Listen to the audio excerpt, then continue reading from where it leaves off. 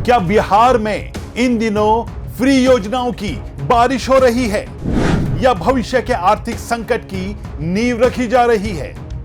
क्या सम्राट चौधरी भी अब उसी रास्ते पर चल पड़े हैं जिस रास्ते पर चलकर नीतीश कुमार ने सालों तक राजनीति की? क्या फ्री राशन, 400 रुपए से बढ़ाकर 1100 रुपए की गई सामाजिक सुरक्षा पेंशन, महिलाओं को आर्थिक सहायताओं की योजनाएं, बिहार की जनता को 125 यूनिट मुफ्त बिजली जैसी कई योजनाएं सूबे को मजबूत बनाएंगी या सरकार को और ज्यादा कर्ज में डुबा देंगी? और सबसे बड़ा सवाल, क्या वोट जीतने की राजनीति बिहार की अर्थव्यवस्था पर भारी पड़ रही है?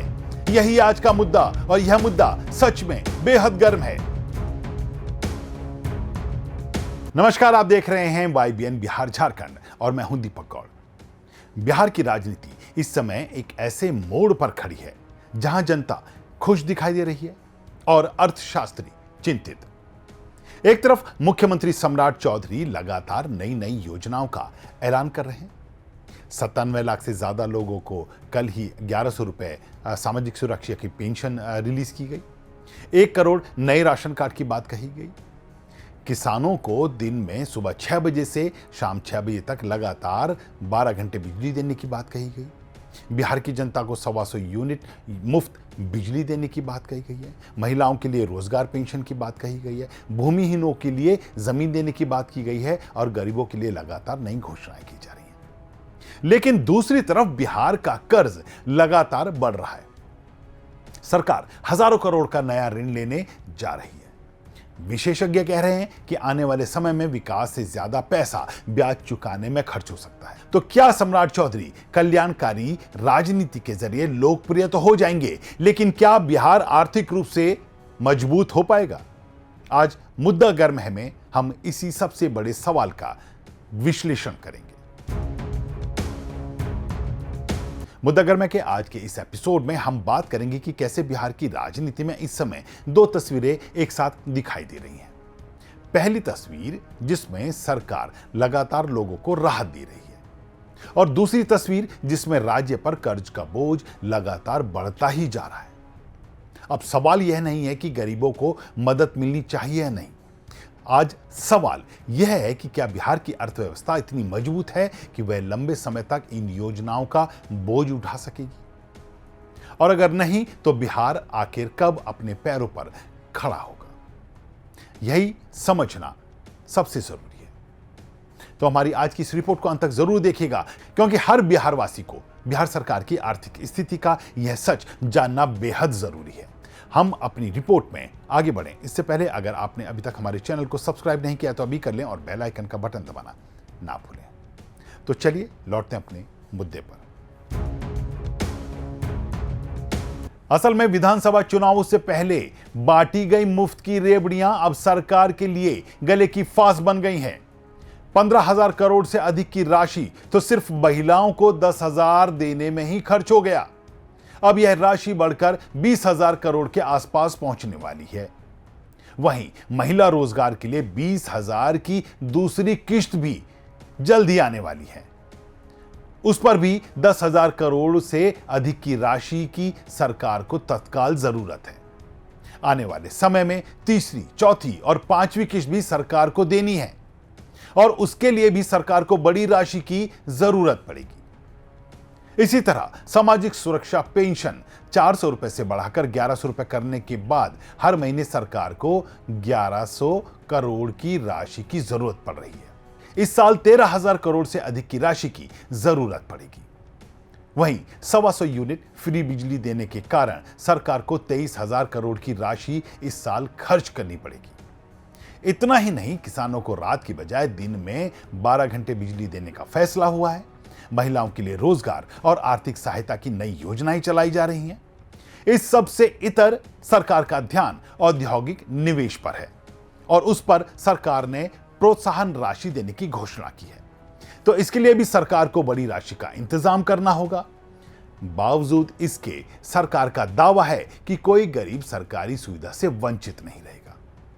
अगर सिर्फ राजनीतिक नजरिए से देखें तो यह फैसला बेहद लोकप्रिय दिखाई देता है, लेकिन यहीं से आर्थिक सवाल भी शुरू होते हैं। राजनीति में कल्याणकारी योजनाएं नई बात नहीं है। देश के लगभग हर राज्य में सरकारें चुनाव से पहले ऐसी योजनाएं लाती रही हैं। लेकिन हर योजना की एक कीमत भी होती है। वह कीमत सरकार के खजाने से जाती है, और अगर खजाने में पर्याप्त राजस्व नहीं है तो सरकार को कर्ज लेना पड़ता है। यही बिहार की सबसे बड़ी चुनौती दिखाई देती है।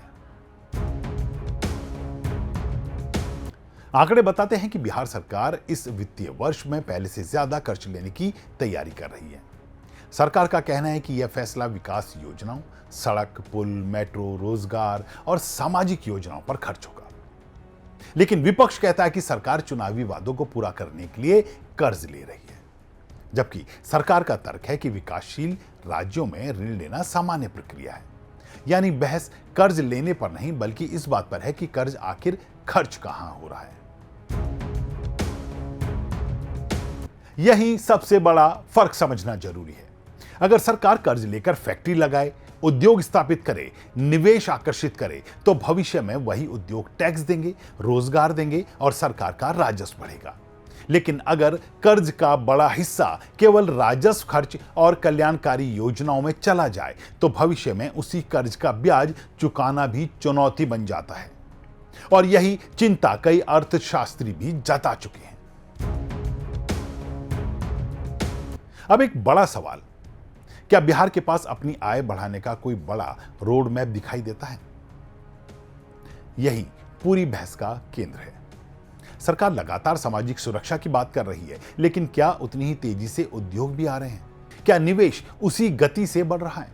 क्या बिहार की टैक्स वसूली इतनी तेज बढ़ रही है कि भविष्य में इन योजनाओं का खर्च आसानी से निकाल सके? यही सवाल अब राजनीतिक नहीं, आर्थिक भी बन चुके हैं। बिहार के सामने सबसे बड़ी चुनौती राजस्व बढ़ाने की है। विशेषज्ञ लगातार कह रहे हैं कि राज्य को खनन, फूड प्रोसेसिंग, पर्यटन, land reform, digital tax system और बड़े उद्योग निवेश पर तेजी से काम करना होगा, क्योंकि लंबे समय तक कोई भी राज्य सिर्फ सरकारी खर्च बढ़ाकर विकसित नहीं बनता। राजस्व भी बढ़ाना पड़ता है। अगर बिहार में बड़े उद्योग लगे हैं तो रोजगार बढ़ेगा, रोजगार बढ़ेगा तो आय बढ़ेगी, आय बढ़ेगी तो टैक्स बढ़ेगा, और टैक्स बढ़ेगा तो सरकार बिना ज्यादा कर्ज लिए भी योजनाएं चला सकेगी। यानी असली समाधान मुफ्त योजनाओं और उद्योगों के बीच संतुलन में छिपा है। यहीं सम्राट चौधरी की असली परीक्षा शुरू होती है। जनता को राहत देना जरूरी है, गरीबों तक योजनाएं पहुंचाना भी जरूरी है, लेकिन उससे भी ज्यादा जरूरी है ऐसी अर्थव्यवस्था बनाना जहां सरकार को हर नई योजना के लिए बार बार कर्ज का सहारा ना लेना पड़े। अगर बिहार आत्मनिर्भर राजस्व नहीं बना पाया तो आने वाले वर्षों में सबसे बड़ी चुनौती विकास नहीं बल्कि वित्तीय संतुलन होगी। राजनीतिक विश्लेषकों का मानना है कि सम्राट चौधरी खुद को एक ऐसे नेता के रूप में स्थापित करना चाहते हैं जो गरीबों तक सरकारी योजनाएं पहुंचाने में पीछे ना रहे। यही वजह है कि उनकी कई घोषणाओं की तुलना अब नीतीश कुमार की कल्याणकारी योजनाओं से या राजनीति से उनसे होने लगी है। लेकिन समय बदल चुका है। आज सिर्फ योजनाएं पर्याप्त नहीं, आज निवेश, रोजगार, उद्योग और राजस्व वृद्धि भी उतनी ही जरूरी है। और ऐसे में बिहार के सामने आज दो रास्ते हैं। पहला, लोकप्रिय योजनाओं के जरिए सामाजिक सुरक्षा मजबूत करना। दूसरा, उद्योग, निवेश और रोजगार के जरिए आर्थिक ताकत बढ़ाना। अगर दोनों रास्ते साथ चलते हैं तो बिहार तेजी से आगे बढ़ सकता है, लेकिन अगर संतुलन बिगड़ा तो वित्तीय दबाव भी बढ़ सकता है। तो आज की सबसे बड़ी तस्वीर यही है। सम्राट चौधरी की सरकार गरीबों को राहत देने में कोई कसर नहीं छोड़ना चाहती, लेकिन बिहार की सबसे बड़ी जरूरत सिर्फ राहत नहीं बल्कि मजबूत अर्थव्यवस्था भी है, क्योंकि पेंशन, मुफ्त राशन, मुफ्त बिजली और सामाजिक योजनाएं तभी तक चल सकती हैं जब सरकार की आय लगातार बढ़ रही हो। आखिर बिहार कब ऐसा राज्य बनेगा जो अपनी योजनाओं के लिए कर्ज से ज्यादा अपने राजस्व पर भरोसा करे? क्या सम्राट चौधरी सामाजिक सुरक्षा और आर्थिक विकास के बीच सही संतुलन बना पाएंगे, या फिर बढ़ता कर्ज आने वाले वर्षों में बिहार की सबसे बड़ी चुनौती बन जाएगा? और सबके बीच एक और सबसे बड़ा सवाल आपसे, क्या बिहार में इस समय ज्यादा जरूरत मुफ्त योजनाओं की है या बड़े उद्योग, निवेश और रोजगार की? अपनी राय कमेंट करके जरूर लिखिएगा। अगर आपको हमारा यह विश्लेषण पसंद आया हो तो वीडियो को लाइक कीजिए, शेयर कीजिए और हमारे चैनल को सब्सक्राइब करना न भूलें। बहरहाल, मुद्दा गर्म है कि आज के इस एपिसोड में इतना ही। फिर मिलेंगे एक नई रिपोर्ट के साथ। तब तक के लिए दीजिए इजाजत। नमस्कार।